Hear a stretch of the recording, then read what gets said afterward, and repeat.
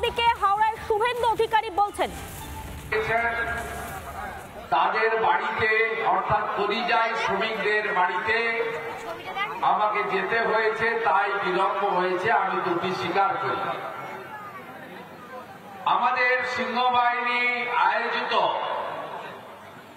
এই কর্মসূচির আমন্ত্রণ সিংহবাহিনীর যিনি প্রধান, ভারতীয় জনতা পার্টির এই রাজ্যের অন্যতম যুব নেতা, গত বিধানসভায় যিনি চৌরঙ্গী বিধানসভা কেন্দ্রে বিজেপির প্রার্থী ছিলেন, দেবদত্ত মাঝি মহোদয় আমাকে অনেক আগে নিমন্ত্রণ করেছিলেন যে দুর্গাপূজা, বিজয়া দশমী, দশেরা, পরবর্তীকালে কালী মাতার পূজা, দীপাবলি, ছট পুজো এবং জগদ্ধাত্রী পুজো সবকিছু মিলিয়ে একটি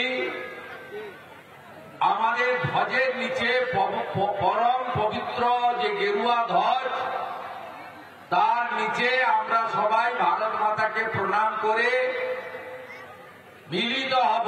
আপনারা 5টা থেকে মিলিত হয়েছেন এই মাঠের আনাচে কানাচে, কোথাও আমার চোখ যতদূর যাচ্ছে কোথাও ফাঁকা নেই।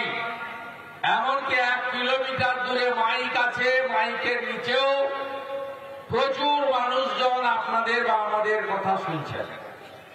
আমি আয়োজকদেরকে ধন্যবাদ, এখানকার সহদেব কান্ডার, আমাদের কৌশিক ভাই, আমাদের এখানে পুরোহিত সমাজের কৌশিক চক্রবর্তী,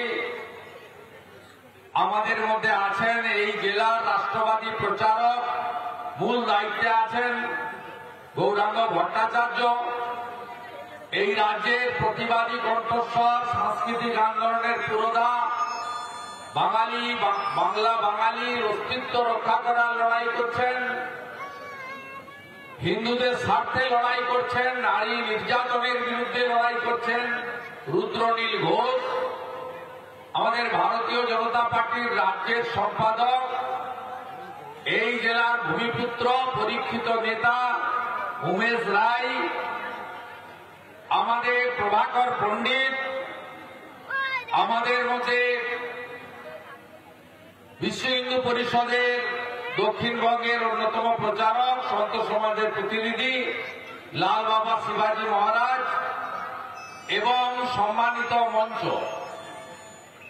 আমি প্রত্যেককে স্থানে যথাযথ সম্মান জানাই এবং দেবদত্ত ভাইকে অভিনন্দন জানাই। তিনি তার বপিত বীজটিকে একটি পূর্ণাঙ্গ বৃক্ষে পরিণত করেছেন। আগামী দিনে বিচারধারাকে সামনে রেখে, আদর্শকে সামনে রেখে নানা সনাতন হিন্দু সংগঠন, দেশপ্রেমিক সংগঠন, রাজনৈতিক দল, রাষ্ট্রবাদী নাগরিক সকলকে একত্রিত করে আমরা এই রাজ্যে নিশ্চিতভাবে আমাদের উপর যে ধর্মীয় আচার আচরণ, ধর্ম পালনের ক্ষেত্রে যে বাধা অত্যাচার হচ্ছে, আমরা সেটা নিরসন করব, মুক্তি দেওয়াব পশ্চিমবাংলার আপামর হিন্দু সমাজকে, আদিবাসী সমাজকে। আপনারা জানেন যে আমাদের ভারতবর্ষ যেমন 1947 সালে দ্বিজাতি তত্ত্বের বিরুদ্ধে ভিত্তিতে বিভক্ত হয়েছিল। ভিত্তি কি ছিল? আমাদের জন্ম হয়নি, কিন্তু ইতিহাস আমরা পড়েছি। এই ইতিহাস মিথ্যা হওয়ার নয়। ব্রিটিশদের মধ্যস্থতায় ভারতবর্ষ দ্বিখণ্ডিত হয়েছিল। কেন? একদিকে পণ্ডিত জওহরলাল নেহরু, অন্যদিকে মোহাম্মদ আলী জিন্নাহ প্রধানমন্ত্রী হয়েছিলেন সম্পূর্ণ দ্বিজাতি তত্ত্বের ভিত্তিতে। মোহাম্মদ আলী জিন্নাহ বলেছিলেন, মুসলিম লীগের সভাপতি, যে আমরা হিন্দুদের সঙ্গে থাকবো না, আমাদের আলাদা দেশ দিতে হবে। এটাই ছিল মূল কারণ। তাহলে আজকে এত কথা এখানে হচ্ছে কেন? নো সেকুলারিজম, অনলি হিন্দু রাষ্ট্র।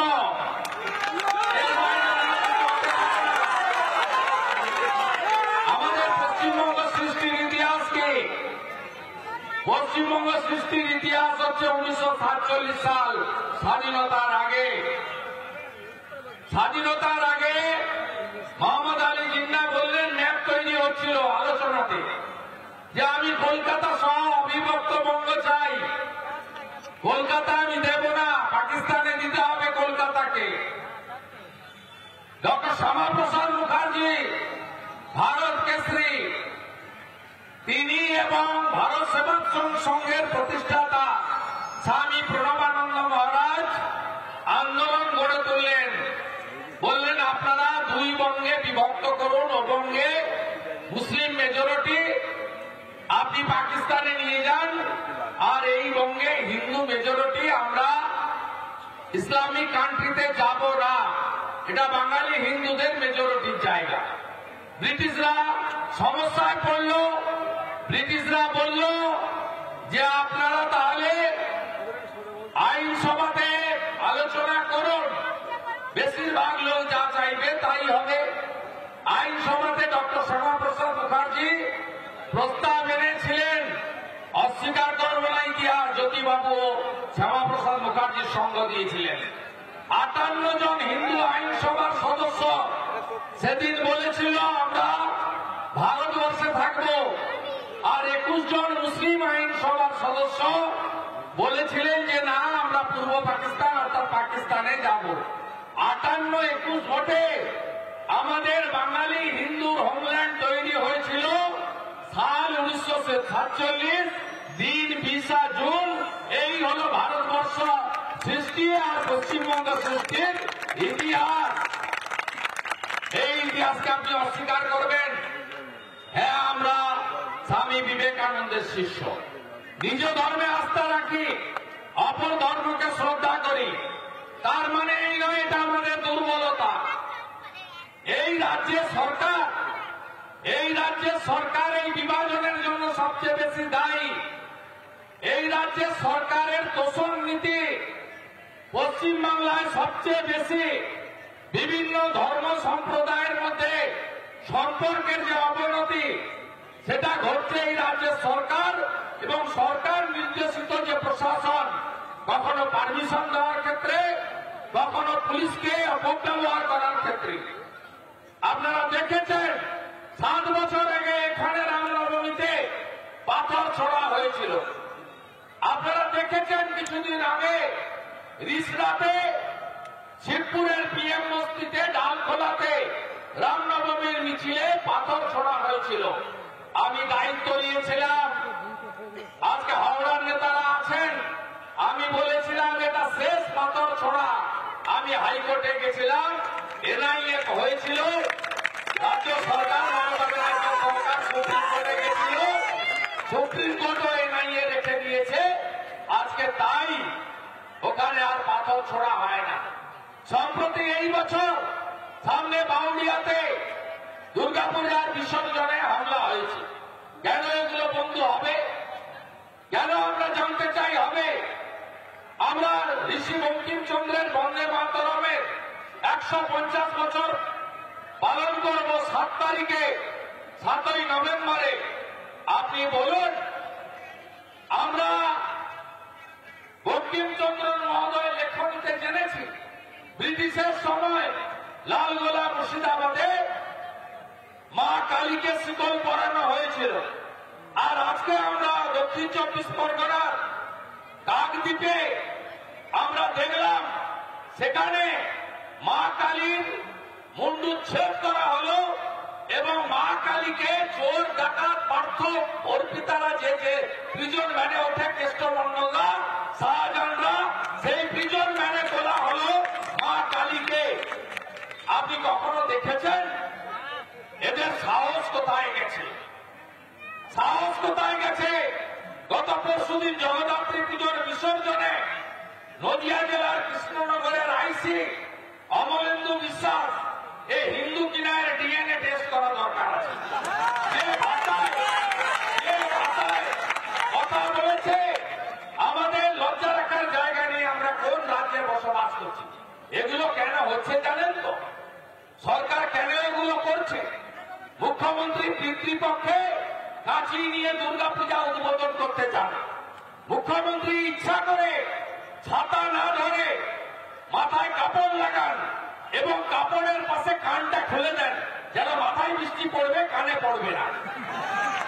এইটা হচ্ছে মুখ্যমন্ত্রী কমপ্লিট মেসেজ দিতে চান যে এত দুর্গাপূজা হয়, এত হিন্দু ছেলে মেয়েরা যুক্ত, আমি একটু গেলাম, কিন্তু আমি বাধ্য হয়ে গেলাম, আমি তোমাদের লোক, তোমরা আমায় ভুল বোঝো না। তোমাদের 35 ভাগ যেন আমি একদম পুরো মাত্রায় পাই, এটাই হলো ওনার আসল কাজ। উনি চাকরি দেননি, শিক্ষিত হিন্দু বলুন মুসলিম বলুন সবাই বঞ্চিত হয়েছে। ওনার শিল্প তাড়িয়েছেন, 11তে এসে শিল্প তাড়িয়েছে, 16তে এসে চাকরি খেয়েছে, আর 26-এ যদি আসে তাহলে হিন্দু শেষ।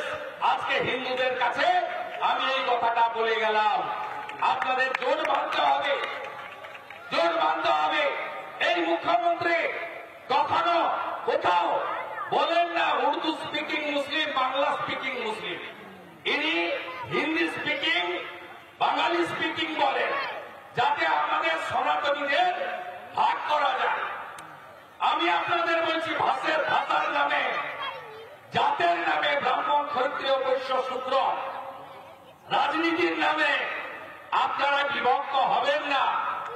বিভক্ত যদি হন তাহলে আগামী দিনে পশ্চিম বাংলায় আমাদের কাশ্মীরের মতো হবে অস্তিত্বের সংকট। এবং আপনারা নিজেরা দেখুন জনবিন্যাস কিভাবে বদলে যাচ্ছে, কিভাবে জনবিন্যাস বদলে যাচ্ছে। আজকে 1947-এ যেদিনকে ভারত পাকিস্তান সৃষ্টি হল, সেদিন আজকের বাংলাদেশে হিন্দু জনসংখ্যা কত ছিল? 33%। আজকে বাংলাদেশে হিন্দু কত? 7%। বাংলাদেশে শিখা টিকি রাখা নিষিদ্ধ। বাংলাদেশে গলায় তুলসী মালা, আচার মালা পরা নিষিদ্ধ। মাথায় সিঁদুর বলুন, টিকা বলুন, যাই বলুন, পরা নিষিদ্ধ। ধুতি পরা নিষিদ্ধ। মেয়েদের শাখা পরা, সিঁদুর পরা নিষিদ্ধ। নাম এই দামোদর মাস, কার্তিক মাস চলছে, সর্বত্র হিন্দু পাড়াতে বৈষ্ণবরা তারা সকালবেলা খোল মৃদঙ্গ খঞ্জনি নিয়ে একদম প্রত্যুষে এবং সন্ধ্যাবেলা তারা নগর কীর্তন করছেন। বাংলাদেশে কোথাও আপনি করতে পারবেন না। কেন? আমরা 33% থেকে নেমে 7% হয়েছি।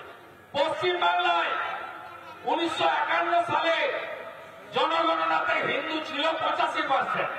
2011 জনগণনায় হিন্দুর সংখ্যা হয়েছে 72%। আমি শুভেন্দু অধিকারী দায়িত্ব নিয়ে বলে গেলাম, রেকর্ড করে রাখুন মোবাইলে। এখন তো ইলেকট্রনিক সিস্টেম অস্বীকারের জায়গা নেই। 2027 সালে যে জনগণনা শুরু হবে, 2031-এ যার ফলাফল আসবে, দেখবেন পশ্চিম বাংলায় হিন্দুরা 85 থেকে 65 নিচে নেমে যাবে। এটা কেন হচ্ছে বন্ধু? আমাদের তো ভারতীয়দের নিয়ে কোনো সমস্যা নেই। হিন্দু, মুসলিম, শিখ, খ্রিস্টান, জৈন, বুদ্ধিস্ট কাউকে নিয়ে সমস্যা নেই। এটা হচ্ছে এই কারণে মোট 4000 কিলোমিটার বাংলাদেশের সঙ্গে আমাদের বর্ডার আছে। কোন কোন রাজ্যে আছে? মিজোরামে আছে, মেঘালয়ে আছে, ত্রিপুরায় আছে, আসামে আছে, পশ্চিমবঙ্গে আছে। সবচেয়ে বেশি বর্ডার কোথায় আছে? পশ্চিমবঙ্গে 2200 কিলোমিটার। এই মুখ্যমন্ত্রী, তোষণবাজ মুখ্যমন্ত্রী, ভোট ব্যাংক ছাড়া কিচ্ছু বোঝে না। এই মুখ্যমন্ত্রী এইটাকে বাংলাদেশ 2 করতে চায়। তাই 540 কিলোমিটার বেড়া দিতে বিএসএফ কে এবং এনএইচএ ভারতের স্বরাষ্ট্র মন্ত্রককে তারা টাকা দেওয়া সত্ত্বেও জমি দেয়। খোলা হু করে বাংলাদেশের মুসলমান এসে আমাদের ডেমোগ্রাফি বদলে দিয়েছে। আগে উত্তর দিনাজপুর, মালদা, মুর্শিদাবাদে সংখ্যা ছিল, আজকে 9টা জেলা, দক্ষিণ 24 পরগনা, উত্তর 24 পরগনা থেকে, বীরভূম থেকে, নদিয়া থেকে, কোচবিহার থেকে, হাওড়া জেলার একটা বড় অংশ থেকে আপনার হাতের বাইরে কার্যত চলে গেছে। এই যে চিৎকার করছে না এসআইআর, এসআইআর নট নিউ, স্বাধীনতার পরে 8 বার হয়েছে, শেষ হয়েছে 2002-এ, 2003-এ ফাইনাল ভোটার লিস্ট, 2004-এ ওই ফাইনাল ভোটার লিস্টে ভোট হয়েছিল। আজকে আজকে সেদিনও 26 লক্ষ ভোটার বাদ গেছিল। এই মমতা বন্দ্যোপাধ্যায় রাজত্বকালে শেষ 10 বছরে 1 কোটিরও বেশি, আরো বেশি হবে, গুণে শেষ করা যাবে না। বাংলাদেশে মুসলিমরা এই বেড়া নেই ঢুকে আমাদের ধর্ম জিহাদ, ল্যান্ড জিহাদ, লাভ জিহাদ এবং ভোট জিহাদ করে গোটা পশ্চিমবাংলার ডেমোগ্রাফি বদলে দিচ্ছে। আপনি বাসন্তী এক্সপ্রেসওয়েতে যান, বসিরহাটে যান, স্বরূপনগরে যান, ক্যানিং গোসাবাতে যান, চিত্র কি ভয়াবহ চোখের সামনে দেখে আসবেন। কি অবস্থা আজকে পশ্চিমবঙ্গের এই অবৈধ অনুপ্রবেশকারী বাংলাদেশি মুসলিমরা করে দিয়েছে। তাই আমরা বাড়িতে যেমন সাপ এলে কার্বলিক অ্যাসিড দিই না, আজকে ইলেকশন কমিশন গর্তে কার্বলিক অ্যাসিড দিয়ে দিয়েছে। যেই